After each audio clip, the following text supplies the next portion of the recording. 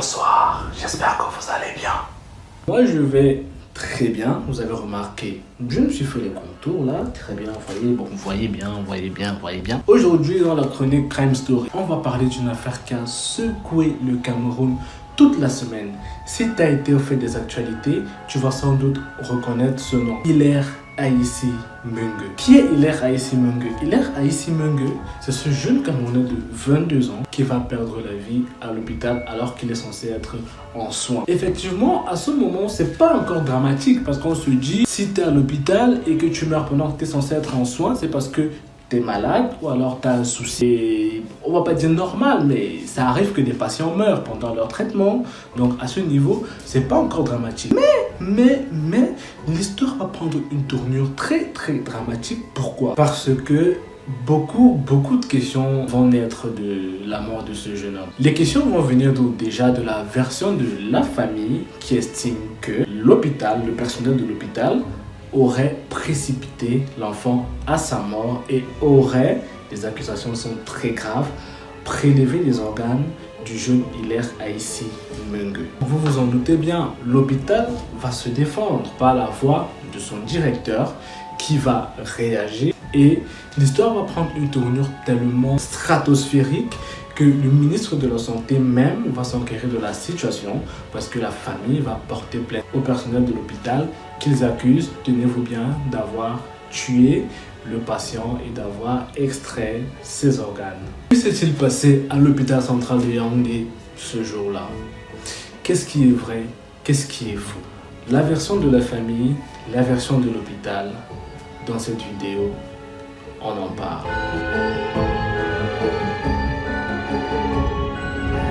Nous sommes le 10 septembre 2021. C'est ce jour que Hilaire Aïssi Meungue va se faire admettre à l'hôpital central de Yaoundé. À la suite d'une bagarre, il va recevoir un coup de couteau au niveau du dos en bas à gauche. Le jeune Hilaire Aïssi Meungue arrive à l'hôpital central à 13h, mais ce n'est qu'à 19h, aux alentours de 19h, selon un membre de la famille, qu'il va être pris en charge parce que la famille n'aura pas eu les moyens. Franchement, ça commence déjà à être compliqué quand même. Le médecin traitant, bien sûr, qui va les prendre en charge, va prescrire une radio et une échographie. Une fois que ce sera fait, selon les résultats, le jeune Hilaire n'a aucun organe vital qui est touché. Donc à ce moment, on se dit, tout va aller bien, il sera pris en charge et tout va bien se passer, quoi. Selon ce membre de la famille, ce que le médecin dit, c'est que étant donné qu'aucun organe n'a été touché, il va juste falloir recoudre la plaie et observer le patient pendant 2 jours. Nous sommes déjà à un pan très important de notre histoire parce que à ce moment, on va entrer en jeu dans l'histoire, pas en jeu parce qu'il s'agit pas d'un jeu évidemment. À ce moment va entrer l'infirmière qui se charge du jeune Hilaire Aïssi Meungue et va proposer à la famille qui est démunie, qui n'a pas de moyens, des réductions. Et grâce à ces réductions, la famille va se retrouver en train de payer à 19 000 francs des médicaments qui s'élèvent à la base à 28 000 et des frais d'hospitalisation qui à la base s'élèvent à 24 000 francs à juste 15 000 francs. L'infirmière ce même jour va littéralement les mettre à la porte et les rassurer qu'elle viendrait elle-même s'occuper du jeune Hilaire à la maison, donc des soins à domicile. Et le 11 septembre soir, la famille va rentrer avec le patient. Le 12 et le 13, Hilaire Meungue Aïssi est à la maison. Le jour du 13, selon son frère, il commence à se plaindre des douleurs au niveau de la plaie. Donc, le lendemain, le 14, ils vont retourner à l'hôpital. À leur retour à l'hôpital, on prescrit à nouveau une échographie et une radio. Et à la suite, on dit à la famille qu'il faudra opérer pour voir ce qui ne va pas à l'intérieur. C'est une femme qui va l'opérer et plus tard, elle viendra dire que l'opération a été un succès et que le jeune Hilaire Aïssi Meungue ne risque plus rien. Donc à ce moment, tout va bien. Tout va tellement bien que à l'issue de l'opération, le jeune Hilaire commence à récupérer, il va manger, il boit, il parle, il s'assoit.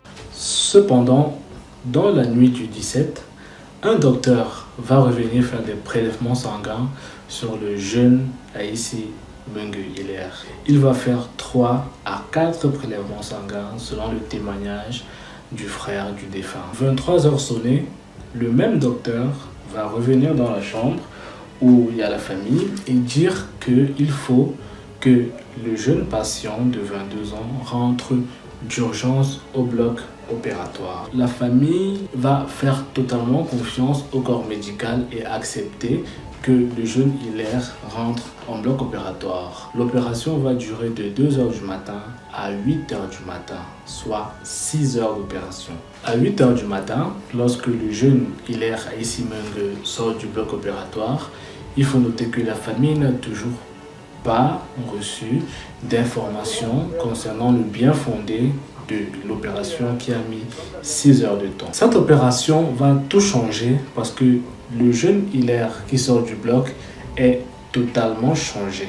La famille va préciser un nouveau détail qui va soulever beaucoup d'inquiétudes. Il se trouve que alors que le jeune Hilaire était en bloc opératoire, ils entendaient ces cris dans l'hôpital, ce qui laisse suggérer que l'opération aurait été faite sans anesthésie, selon les membres de la famille. Dans quel état est-ce que Hilaire sort du bloc? Il est recouvert de bandages. Physiquement, il n'a pas l'air bien. Il a l'air un peu saoulé. Son regard semble vide, un peu déconnecté. Il a l'air vraiment absent, comme abattu, et il a l'air très fatigué.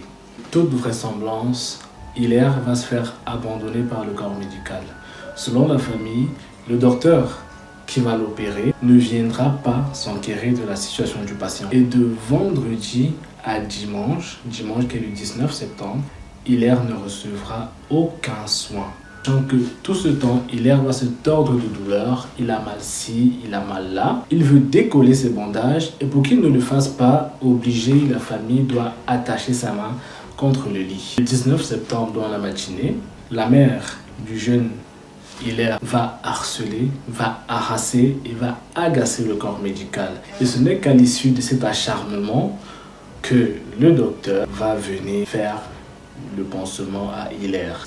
Sauf que, alors même qu'on lui fait ce pansement, le jeune Hilaire Aïssimeng va succomber à ses blessures. Ça, évidemment, c'est la version de la famille. Version qui est accompagnée de vidéos que vous avez vues, que j'ai floutées, bien sûr par respect pour le corps de la victime, mais aussi pour les hommes sensibles. Le lundi qui suit, ils s'en vont à l'hôpital central pour demander des explications. Ils vont laisser une lettre pour le directeur de l'institution. Ils vont chercher le chirurgien en charge de la deuxième intervention chirurgicale, mais aucun résultat. On ne va leur permettre d'avoir aucune information. Ils seront tout simplement déboutés. Le jour de la veillée, les membres de la famille qui ne sont pas satisfaits vont prendre la décision. Je ne sais pas si je vais la qualifier de courageuse ou de vraiment audacieuse, de voir l'état du corps de Hilaire. Parce qu'à la morgue, on ne leur aura pas permis de voir le corps sans les bandages. C'est ce qu'ils vont faire et le résultat est troublant. Premier fait inquiétant, le corps est recouvert de plastique. C'est-à-dire en dessous du costume mortuaire, il y a un plastique avant le corps, ce qu'ils vont enlever. Ce qui ressort de la dépouille de Hilaire, c'est que le corps est charcuté sur les flancs et que des trous ont été recouverts de compresses. Des commentaires qu'on peut écouter qui viennent de la vidéo, on entend des gens dire qu'il manque les 2 reins. Donc les 2 reins auraient été extraits. Qu'est-ce que la famille va faire après ça? Après ça, la famille va prendre le cercueil avec le corps dedans, se rendre à l'hôpital central et déposer le cadavre du jeune Hilaire devant le bureau du directeur de l'hôpital central de Yaoundé. Ça va virer presque à l'émeute parce qu'il y aurait eu du personnel, des membres du personnel de l'hôpital qui auraient été blessés par les assauts de certaines personnes sur place. Donc ça va véritablement créer, pas une émeute, mais ça va véritablement faire du bruit, ça va bouger dans tous les sens, ça va rixer en fait. Le scandale prend forme et les médias s'en donnent à cœur joie, ainsi que les versions de tout un chacun qui vont différer. Mais les mots-clés, c'est trafic d'organes. Le directeur de l'hôpital central va sortir du silence. Il va produire un communiqué écrit qui explique ceci. L'hôpital va reconnaître avoir admis le patient le 10 septembre, mais que la famille aurait quitté l'hôpital sur contre-indication de l'hôpital. Que le patient va revenir plus tard et qu'ils vont constater une perforation du côlon. tel que va l'expliquer ce docteur. Lorsque nous avons opéré le patient, nous avons trouvé une plaie, une perforation du côlon faite par le couteau avec lequel il a été poignardé. Il y avait également beaucoup de sel à l'intérieur de la cavité abdominale. Nous avons fait une suture de cette plaie, nous avons lavé la cavité abdominale, nous avons abouché son côlon à la peau pour permettre que les sutures que nous avions faites puissent cicatriser. S'agissant de l'état dans lequel le cadavre du jeune Hilaire Ahissi-Mengue est entré et ressorti de la morgue de l'hôpital central, voici ce que le major de la morgue a déclaré. J'ai les photos de l'entrée et c'est le même corps qui est sorti. Parce que quand un corps comme ça arrive, le gars qui est sur place communique à tout le groupe que voilà tel corps que j'ai reçu. J'ai demandé s'ils ne sont pas d'accord qu'on remet le corps à la morgue. À l'heure actuelle où je vous parle, dernièrement quand le commissaire a déposé le corps, les testicules sont là. Tout est là. Si on veut, on peut faire l'autopsie. Malgré ces interventions du corps médical, des membres de la famille qui ont vu le corps vont rester catégoriques sur ce qu'ils ont vu. Sauf que, jusque-là, personne ne peut confirmer que des organes dans le corps ont été extraits ou que des organes dans le corps ont disparu. J'ai vu l'enfant avec des mutilations sur tout le corps, le long des côtes, quittant de la jambe, tout au long de la côte, jusqu'aux aisselles, raclé complètement. On pouvait voir à travers même les côtes. La même chose sur le côté, avec des blessures au niveau, ici il y a une fente. Mais je n'en revenais pas. Je ne peux pas parler avec affirmation que j'ai constaté les organes ayant disparu. Je soupçonne qu'un truc s'est passé de flou. Le corps, lui, va être mis sous scellé en attendant, bien sûr, une autopsie par un médecin légiste que la famille aura choisi. Le dernier acteur à entrer en scène dans ce film macabre, c'est le ministre de la Santé qui va instruire premièrement une enquête pour faire la lumière sur tout ce qui s'est passé durant les séjours du jeune Hilaire Mengue à l'hôpital central. Mais aussi, il va se rendre au chevet de la famille pour présenter ses condoléances, écouter la version de la famille, mais aussi garantir que la lumière sera faite et que la vérité sur ce qui s'est passé va ressortir au grand jour. Vous avez les faits sur le cas Hilaire Ahissi-Mengue. Effectivement, on a deux versions qui s'opposent. La version de la famille et bien sûr la version de l'hôpital. On a un côté qui accuse et l'autre côté qui se défend.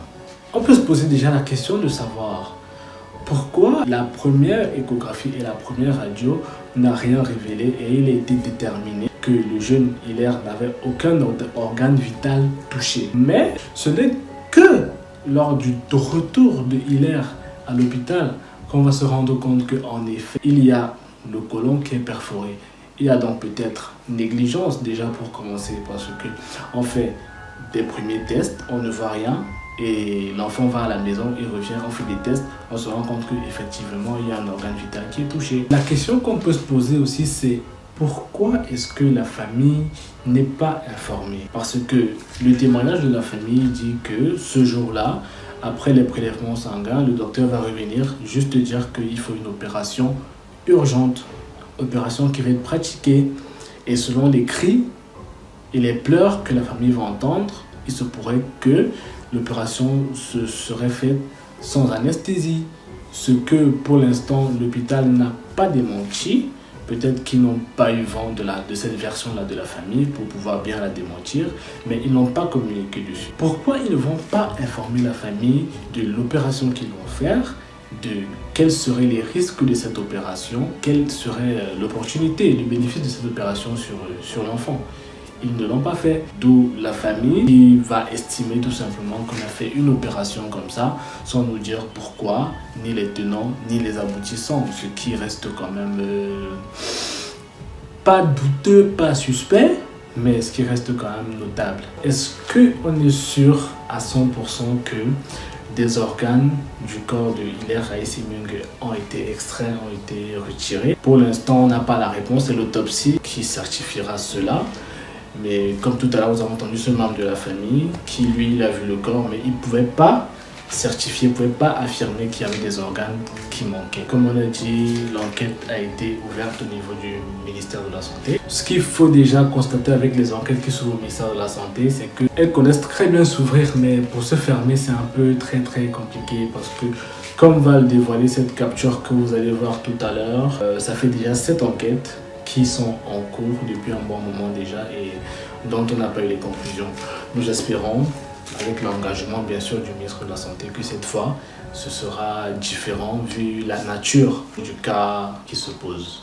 C'est tout pour aujourd'hui. Merci d'avoir été avec moi tout le long de la vidéo. Surtout, n'oubliez pas, continuez de vous abonner et on se retrouve très prochainement pour une nouvelle histoire. Là, je vais boire un peu d'eau parce que